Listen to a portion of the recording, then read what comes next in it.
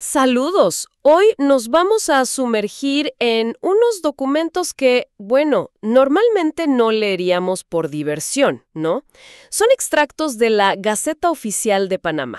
Sí, pueden sonar un poco áridos al principio. Exacto. Pero resulta que nos ofrecen una ventana, fascinante a cómo funciona el país, desde la planificación muy local en el distrito de Boquete hasta la estrategia ambiental ya a nivel nacional. Exacto. Vamos a explorar como dos caras de la moneda panameña actual. Por un lado, el desarrollo local, los desafíos concretos en Boquete, allá en Chiriquí. Ajá. Y por otro, cómo se está estructurando el país para responder al cambio climático. Y, clave, con más transparencia. Entonces, nuestra misión hoy es doble, digamos. Queremos extraer los detalles clave sobre qué está pasando en Boquete, su presente y su futuro. Y al mismo tiempo entender un poco mejor cómo Panamá está armando su maquinaria para la acción climática. ¿Listos para esta exploración? Vamos allá, porque analizar estos documentos oficiales, la verdad es revelador. Muestran prioridades, dónde están los retos reales y cómo funciona la gobernanza en la práctica. Claro. Nos vamos a enfocar en el Plan Estratégico para Boquete y en algo llamado Plataforma Nacional de Transparencia Climática, la PNTC. Son dos piezas que, bueno, aunque parecen distintas, están más conectadas de lo que uno pensaría a primera vista. Perfecto. Empecemos entonces por lo local, por Boquete. Mucha gente lo conoce, ¿no? Por su belleza natural, su café de clase mundial, el clima fresco. Sí, la fama la tiene. Las fuentes lo llaman Tierra de Vida. Y tiene su historia, con hoteles pioneros como el Watson y el Wright. Imagínate, a principios del siglo XX que ya atraían visitantes. Pero bueno, más allá de la postal turística, que es muy linda, los documentos revelan que hay un plan de desarrollo con metas muy concretas. Buscan, por ejemplo, aprovechar mejor las fortalezas del distrito, claro, pero también enfrentar los desequilibrios sociales que existen. Ah, eso es interesante. Sí, hablan de mejorar la calidad de vida y sobre todo de dar igualdad de oportunidades a la gente. Y mencionan algo que suena fundamental: usar los recursos de manera eficiente y transparente. Y esto me llamó la atención: democratizar la administración. ¿Cómo se traduce eso en la práctica? ¿Cómo intentan hacerlo? Pues mira, aquí es donde las fuentes describen una metodología que llaman participativa. Se organizaron talleres específicos con gente clave del distrito. ¿Quiénes, por ejemplo? Pues el alcalde, los representantes de los distintos corregimientos que son como las subdivisiones del distrito, gente de la sociedad civil, grupos organizados, todo esto en alianza con la autoridad de descentralización. Ok.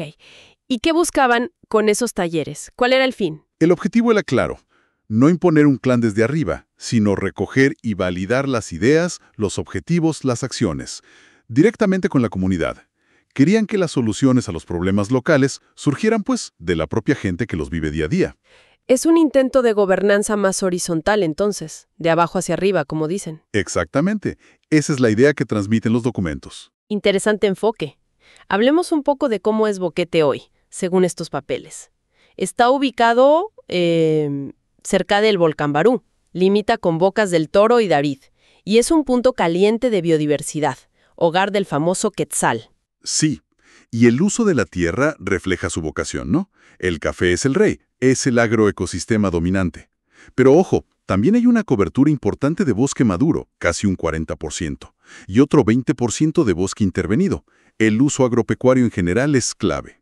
Aunque varía, ¿no? Claro, varía. Alto Boquete es más agropecuario, mientras que Bajo Boquete combina más bosques y agro. Y eso se ve en la economía, me imagino. Totalmente. La agricultura y la ganadería emplean a la mayor parte de la gente, más del 26%. Luego viene la construcción, que ha crecido bastante.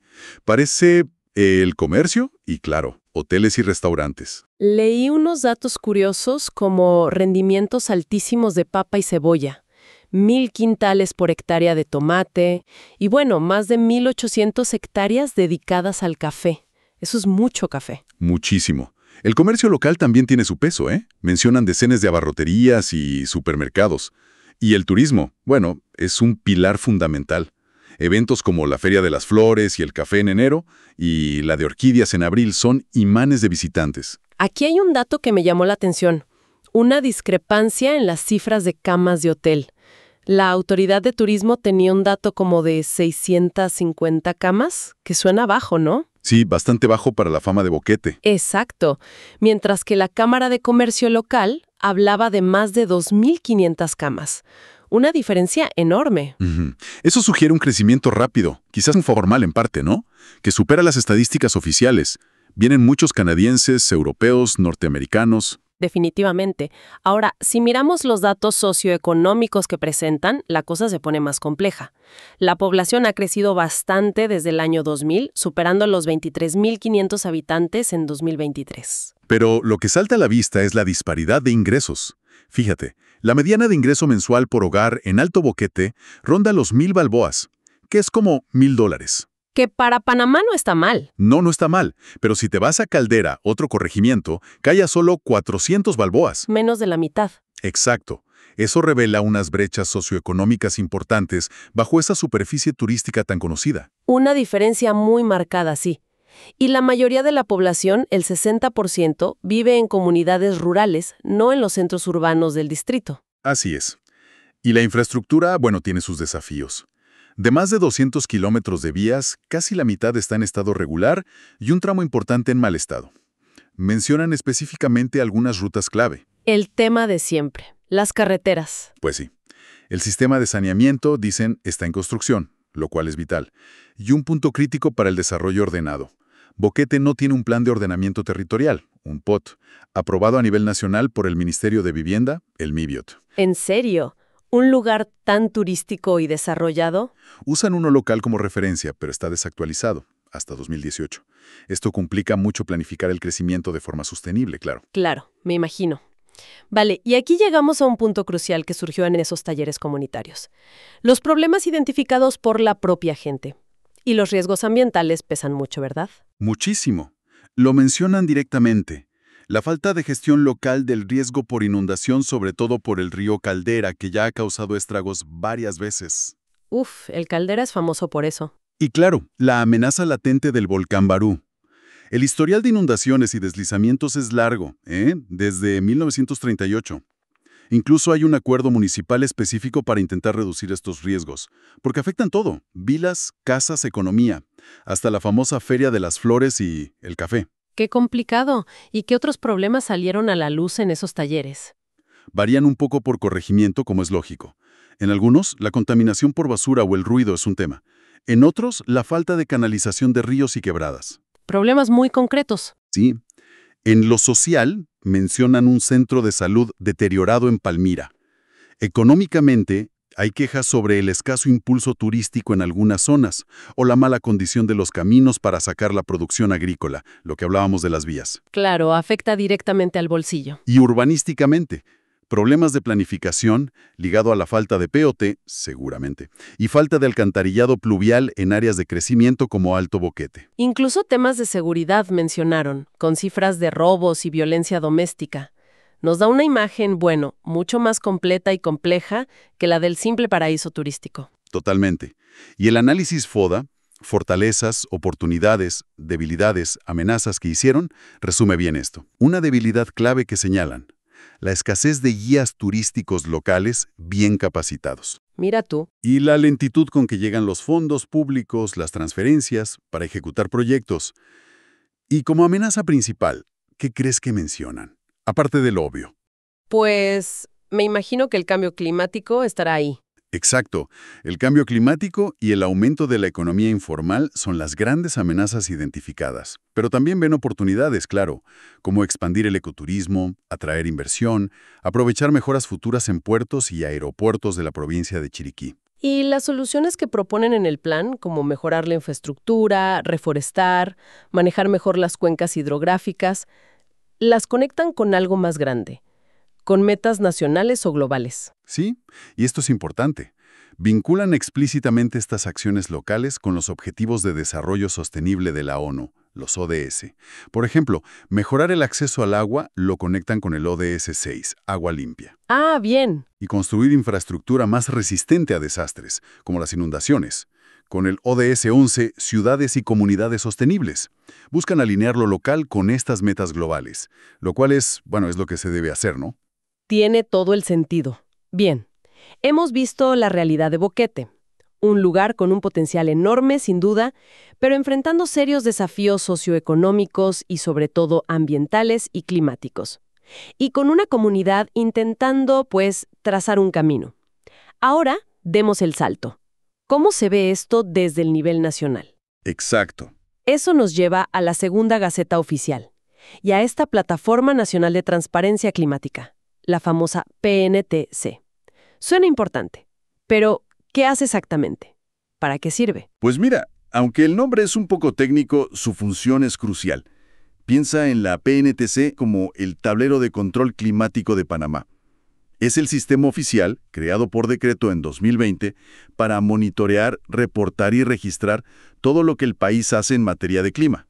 O sea, ¿cuánto contamina? ¿Qué hace para contaminar menos? Exacto. Cuánto emite, qué acciones toma para reducir esas emisiones o para adaptarse a los impactos que ya no se pueden evitar. El objetivo es ser transparente y poder demostrar que se cumplen los compromisos del Acuerdo de París. Entiendo. Es la forma en que Panamá rinde cuentas sobre el clima, digamos, ante el mundo y ante su propia gente, ¿no? Exactamente. Y tiene base legal sólida, desde la Constitución, que habla del deber de prevenir la contaminación, hasta la Ley General de Ambiente. Se organiza en varios módulos, como piezas de un rompecabezas, que cubren diferentes aspectos. Mencionan varios módulos, sí. Quizá podríamos entender un par de los más importantes para darnos una idea. Por ejemplo, ¿qué es el SSIGI? Suena a código secreto. Sí, el nombrecito se las trae. El SSIGI es el Sistema Sostenible de Inventarios Nacionales de Gases de Efecto Invernadero. Básicamente es el contador oficial de carbono de Panamá. Ah, vale. El que lleva las cuentas de las emisiones. Eso es. Su trabajo es calcular cuánto gas de efecto invernadero, GEI, emite el país por la quema de combustibles, la agricultura, etc. Y cuánto absorben sus bosques, por ejemplo, que es clave en Panamá. Y sigue las reglas internacionales del IPCC, que es el panel de científicos de la ONU sobre cambio climático. ¿Y quién alimenta esa contabilidad? ¿De dónde salen los datos? Es un esfuerzo conjunto. Participa el Ministerio de Ambiente, Mi Ambiente, como coordinador.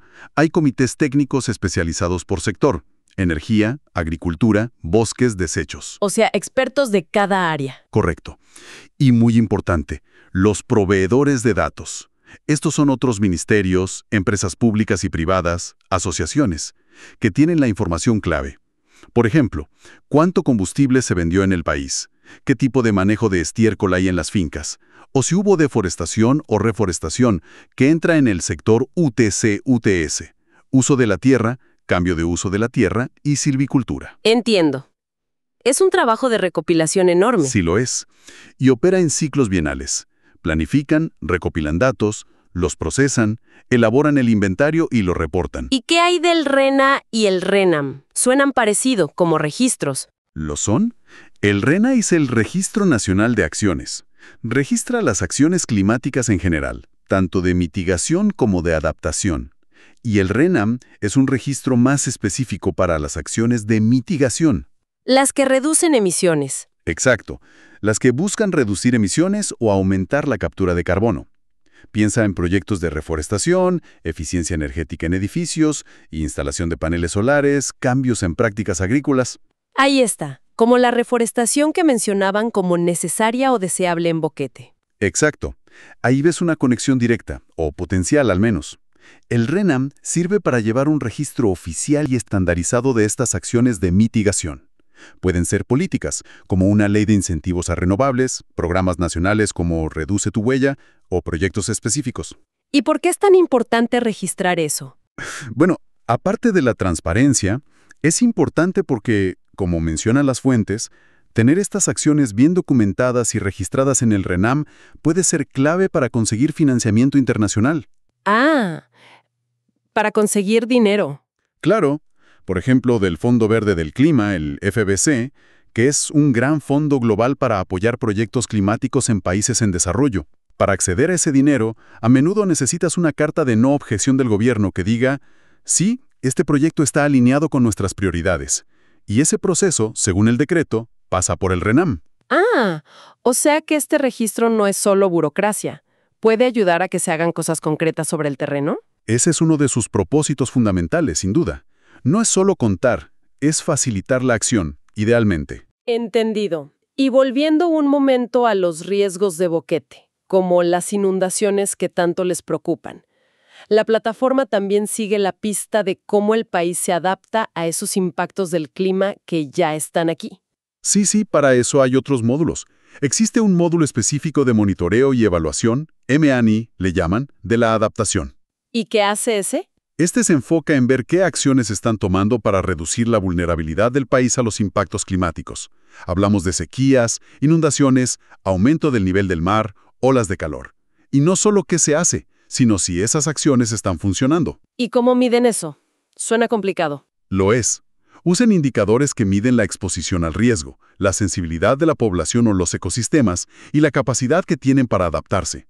Por ejemplo, si se construye infraestructura más resiliente, si se implementan sistemas de alerta temprana, si se diversifican los cultivos. Ya veo. Y todo esto se relaciona con los compromisos generales que hizo Panamá ante el mundo. Directamente. Hay otro módulo específico para el seguimiento de la CDN. La CDN, o Contribución Determinada a Nivel Nacional, es básicamente la lista de promesas que cada país hizo bajo el Acuerdo de París. Las metas de cada país. Eso es. ¿Cuánto va a reducir sus emisiones para tal año y qué va a hacer en adaptación? Este módulo verifica si Panamá está avanzando en esas metas en sectores clave, como energía, bosques de nuevo, muy relevante para Boquete, agricultura, agua, salud. Aquí entran dos conceptos que se usan mucho en este mundo del clima: MRB y ME. MRB es monitoreo, reporte y verificación. ME es monitoreo y evaluación. Todos estos módulos de la PNTC, el contador de carbono, SSI Inc., los registros de acciones, RENARENAM, el seguimiento de adaptación, ME Adaptación y de la CDN funcionan juntos.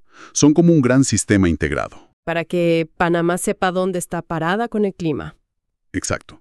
Para asegurar que la información climática sea monitoreada, reportada con transparencia y, en la medida de lo posible, verificada.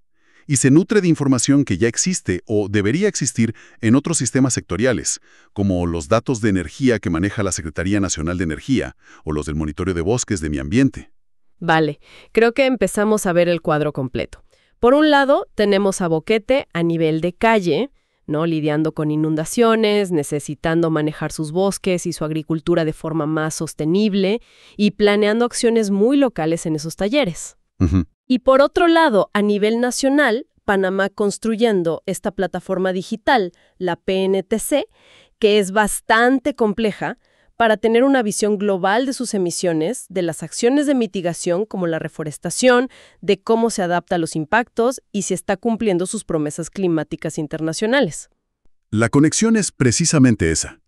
Los desafíos que enfrenta Boquete, el riesgo de desastres, la necesidad de una agricultura sostenible, el manejo forestal, son un microcosmos, un ejemplo perfecto de los desafíos climáticos y de desarrollo sostenible que enfrenta todo el país. Claro. Y la PNTC es la herramienta que el gobierno está creando para tener la información necesaria para tomar mejores decisiones, para dirigir recursos, quizás incluso fondos internacionales como los del FBC, hacia lugares que los necesiten, como Boquete, y para verificar si las políticas nacionales realmente están funcionando en la práctica. Suena muy lógico en teoría, ¿no?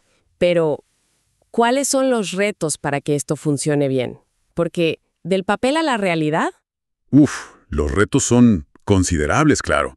Primero, integrar datos de tantas fuentes distintas, ministerios, empresas, ONGs, y asegurar que sean de buena calidad y lleguen a tiempo.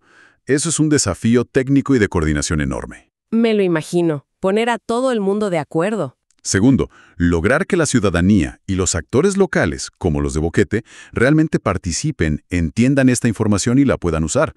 Eso es clave para la transparencia real, pero no es nada fácil. Requiere capacitación, acceso. Que no se quede solo en los técnicos. Exacto. Y quizás el reto mayor, que estos planes y plataformas nacionales tan sofisticados se traduzcan de verdad en acciones concretas y efectivas allá donde se necesitan, en el terreno. Que el plan de Boquete y la PNTC hablen entre sí y se refuercen mutuamente. Que no sean dos mundos separados. Justo. El hecho de que el análisis FODA de Boquete ya identificara el cambio climático como una amenaza central, subraya lo vital que es esta conexión. No es algo abstracto para ellos. Es verdad. Hoy exploramos estos documentos oficiales y vimos dos realidades que, como dices, están conectadas. La de Boquete, con su encanto, su economía, pero también sus vulnerabilidades ambientales y sociales muy concretas. Sí, muy palpables. Y la maquinaria nacional que se está montando con la PNTC para traer o intentar traer transparencia y orden a la acción climática. Es como una foto instantánea de la planificación y la política en acción a diferentes escalas. Exactamente. Las fuentes nos muestran que se necesita trabajar a múltiples niveles. No basta con un plan local si no hay apoyo nacional, y no basta con una plataforma nacional si no aterriza en acciones locales. Desde esos talleres comunitarios en Boquete hasta estas plataformas de datos nacionales. Hay que conectar los puntos. Eso es.